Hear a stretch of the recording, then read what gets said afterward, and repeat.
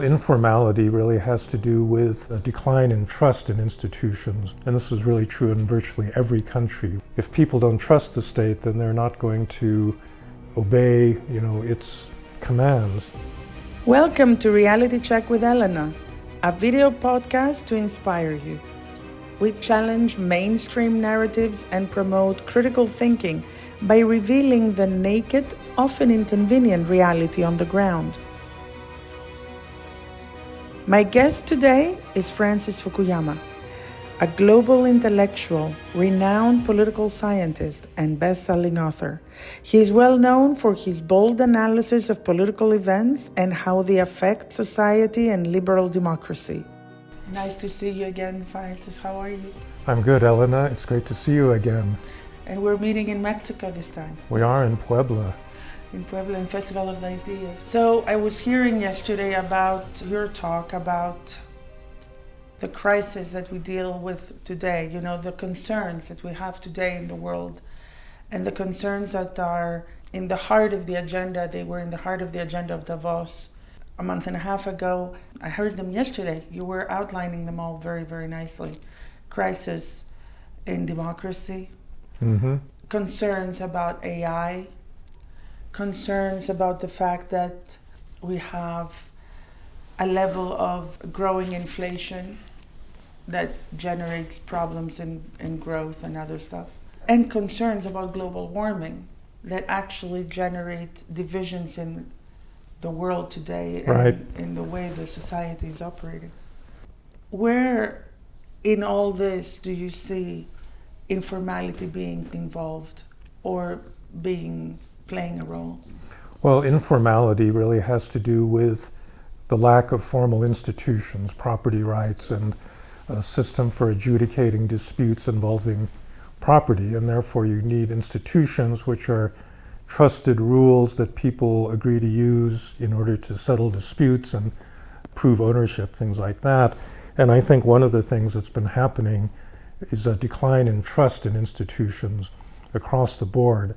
And this is really true in virtually every country where, the government, political parties, scientists, labor unions, corporations, all of these institutions that structure society are losing confidence on the part of people. And that obviously will affect things like the courts or, land registries, cadasters. I mean, these are things that we pretty much have taken for granted, that once you have a piece of paper showing that you own a piece of land, that's it. But that may not be true any longer. Informality is kind of transcendent. You can find it in very poor countries, you can find it in very rich countries. You can find it in Latin America or in Africa, for example. It's very, very prevalent. But you can also find it very prevalently in European Union, for instance. And it does come from a layer of different rules and different regulations and different administrative requirements that in the end trap an individual in inability to figure out, a predictable procedure. What do I need to do in order to prove who I am? Yeah? Right. For example, I know about this woman. She was spent 11 years in a European Union country, I don't want to mention the name, trying to prove that the papers she had, which were all formal, all registered properly, and she herself, an educated woman with an ID and a passport, she spent 11 years trying to prove to the system that she was indeed proper and formal. And these 11 years meant that she was no longer in the market. So what type of change would be required for such a transformation to take place, you think? Not just for a country. Let's say for a country first, and then let's see how we can escalate this in a universal space. Well, you need state institutions that have the capacity to register property, to keep those registers updated. You need a court system, because if you get into a dispute over property, you need a way of adjudicating them. Court system has to be fair. It has to be reasonably quick. There are many countries where you can't litigate because, it'll take you 6 years to... Or 11 in this case. Or 11, to come to a decision. So all of these are issues of state capacity. And then finally, even if you have a state, if people don't trust the state, then they're not going to obey, its commands. And that, I think, is a problem that occurs in an increasing number of countries now. Okay, so if we were to be invited to a round table from, I don't know, some people in these governments, they would say, how can we get there? We know we want to go there. What would you suggest? I mean, I'm wondering myself. We're doing this campaign because we want to generate awareness of the problem, and we want to generate a push towards, establishing at least some security and some relaxation to the most basic issues, which is who I am, who am I, and what do I own? Well, all institutional reforms are grounded in politics. Politics is really about power. You don't create an institution and it doesn't work properly unless it has power behind it. And in the case of property rights, that includes not just judicial institutions, but enforcement institutions. There's this famous story about Nigeria where if a middle-class family leaves their house, they have to leave up a sign that says, this house is not for sale, because somebody could come along when they're gone and say, this is my property, and sell it out from underneath them. And that's a matter of enforcement. I mean, the government there is too weak to really enforce these kinds of rights.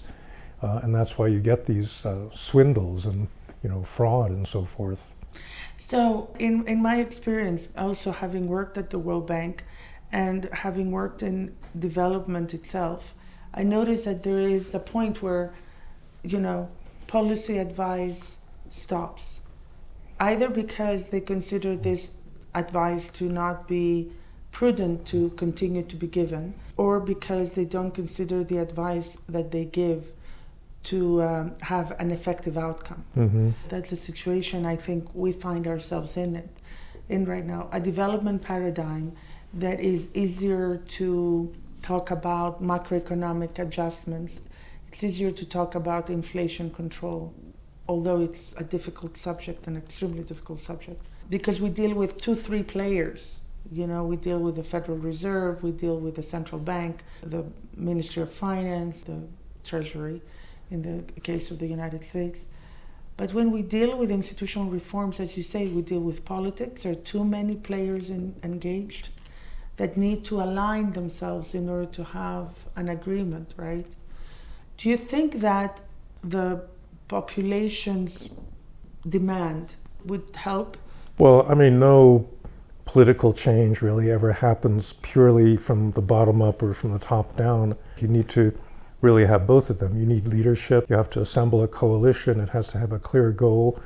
But then you need grassroots support. You may need civil society organizations. You may need, other types of actors that support, the goal of the change. Yes, and imagine the way we handled global warming. We're still not successful, but it did require a lot of bottom up, right? Mm-hmm. A lot of awareness from the bottom.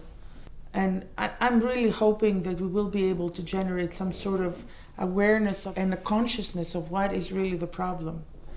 No, I think that's important in the case of informality, because I think most people don't recognize what it is, they don't see it, and they don't understand how detrimental it could be. It's invisible, right? Right.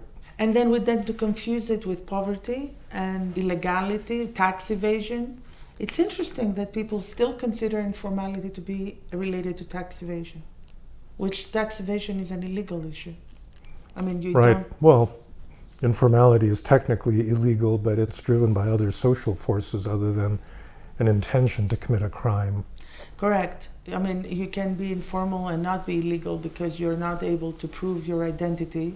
You may have a license like Mohamed Abouaziz in Tunisia, but it may not be the appropriate license, and therefore the discretion of how to use that license or how that license has been issued may be, the result basically may be an illegal one. Right. In the end. You know all about our work on reality check, which basically tries to identify through history all the layers of rules that have been applied in a country, and they have bottlenecked the country. we have used it in Peru, for instance, with great success. Do you think it would be one way to apply together with other elements so that we can maybe finally get to transformation of informality? No, sure. I think reality check is a very useful methodology for trying to establish the extent of informality and putting people on the path to doing something about it. Thank you very much for spending that time today with us. Yes, of course. Thank you for listening. Stay tuned for the next episode.